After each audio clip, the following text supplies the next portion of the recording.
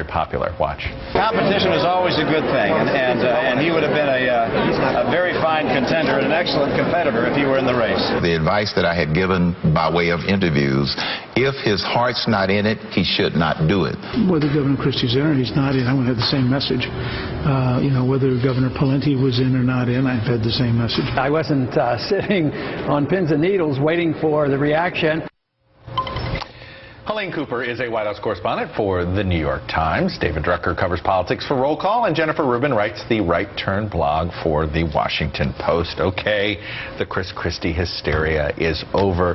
How is the New York media market going to handle it now? I know, we're falling apart, aren't we? What's going on? There's no New Yorker in the race. What are you going to do? I was hoping that you could play that song that you guys were playing earlier again about if you can't be with the one you love. You got to love the one. Stephen Stills, you know? This is the Republican. Stephen Stills wrote it. It's a Crosby, Stills and Nash song. I'm not old enough to know that, Chuck. Oh, very nice. I think, did we really expect that he was going to get in? I think there was a fever sort of building in the last few days, but I think now it's sort of all eyes are turning to Mitt Romney and what happens now. And Jennifer, this is what the race is. To me, is it Romney versus Perry, or is it Romney versus Romney? I think it's Romney versus Romney. He has had the benefit of being the luckiest man in politics this time around. I thought that was an interesting way you wrote that blog post. Yeah, he's had better to be lucky than good sometimes. Yes, or just good enough is, I think, where he is right now. He's had a series of, frankly, not very competent, not very impressive opponents who have fallen by the wayside one by one.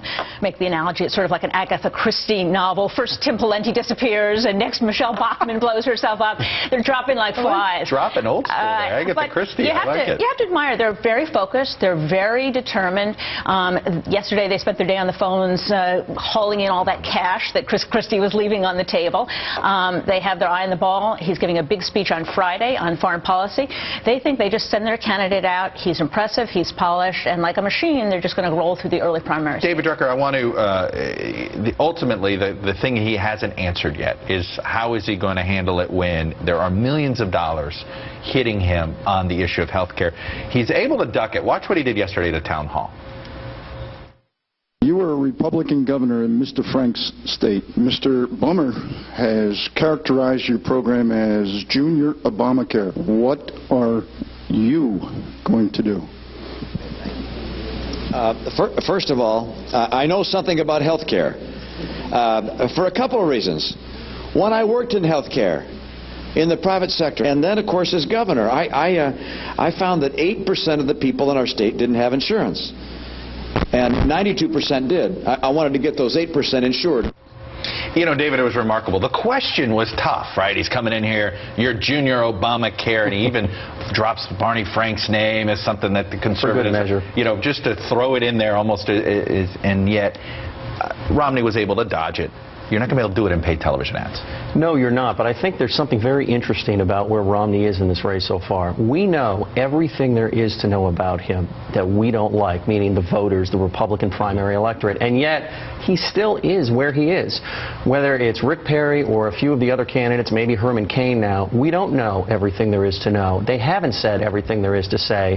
And with Romney, he still has a quarter of the electorate despite Romney Care and despite everything else that doesn't appeal to the Republican primary electorate. And so, to me, that says he is in a great position if he keeps focusing on his core strength, the economy, job creation, his private sector experience, and his executive experience. If he gets to that point, one thing he could run on is the fact that he's been a governor for 4 years, he's been in the private sector, and he's got the experience that maybe even the president doesn't have.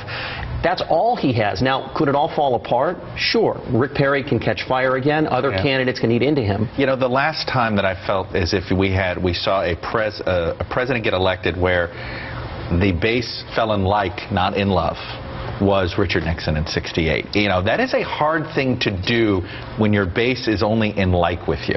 It's a really hard thing to do. When you talk to the people at the White House, they expect that President Obama will be running against Mitt Romney.